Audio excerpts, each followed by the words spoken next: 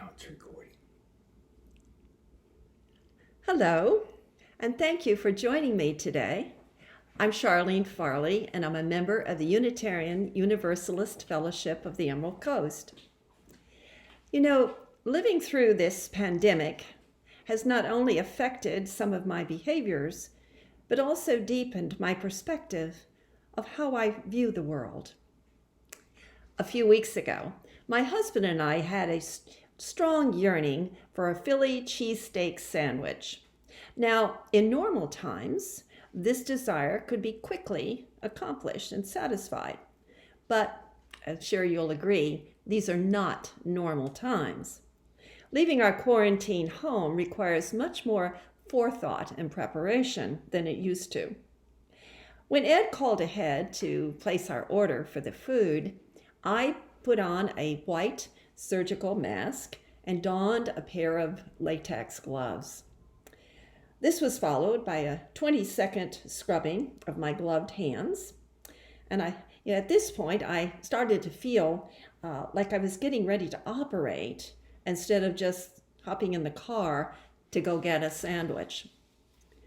As Ed drove us to our destination, I removed my credit card and cleaned it with an alcohol swipe that we had in the car.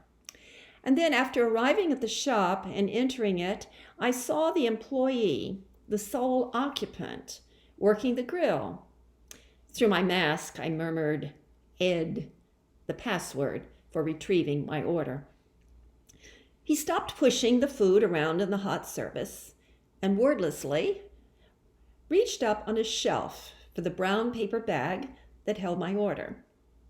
Still not speaking, he crossed to the register, handed me the bag, and I silently slid my credit card into the machine. I felt as though I had just held up a bank, and now that I had the catch, I was preparing my quick getaway. When we got home, I removed my mask and gloves, forgetting entirely to sanitize the brown bag and to put the sandwiches in the microwave oven for a few seconds, as recommended by our medical experts. Fortunately, I am happy to report that neither of us suffered any ill effects from my oversight. And I want to tell you, the sandwiches were delicious. This kind of outing, however, has been rare during our quarantine. We are fortunate to have two lovely granddaughters, one with a driver's license, who live in Niceville. Every week, these little angels shop weekly for our groceries and then leave them on the front porch. We all stand the required 6 feet away and we wave our hellos and goodbyes until the next Saturday. However much I miss giving my granddaughters hugs, I realize that this new protective behavior is just another way to say, "I love you." There's so little to laugh about these pandemic days, but I still try to find some humor in them. One quip that always makes me smile is 2020, the year of the introvert. My time has finally arrived. Being an introvert, I can appreciate that humor. These past few months have allowed me the freedom and the quietness to spend some time alone, doing things that I enjoy doing, such as gardening, reading, meditation, and yoga stretches. I've also had more time to stay in touch with friends and family who are scattered all over the country. Ed and I regularly call, text, or email, and sometimes FaceTime with them. I've also enjoyed being a part of our church's calling tree. A team of us have been reaching out to other members on a weekly basis just to see how they're doing, see if they need any help. This practice has encouraged me in some cases to reconnect with members that I had lost contact with. I must admit that I prefer these types of communication over some of the newer media technology. Guess that's just my introverted personality speaking. It's tempting to view the COVID-19 virus as an entirely bad thing.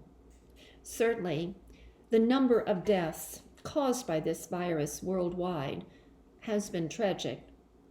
It is obvious from what we see and hear in the daily news reports that our government was not prepared to deal with such a pandemic. The consequences of this lack of preparation has cost thousands of lives and tested the endurance of our healthcare professionals. It has been especially difficult for the poor and the homeless, many of whom who have died alone in their homes or on the streets and buried in unmarked mass graves. Even though most of us have endured social isolation fairly well, separated from the rest of the world by miles, walls, masks, and gloves, this pandemic shows that whether we like it or not, we are all one people, irretrievably connected and interdependent upon one another. These times remind me of the words from one of my favorite UU hymns, "Our world is one world." It goes like this.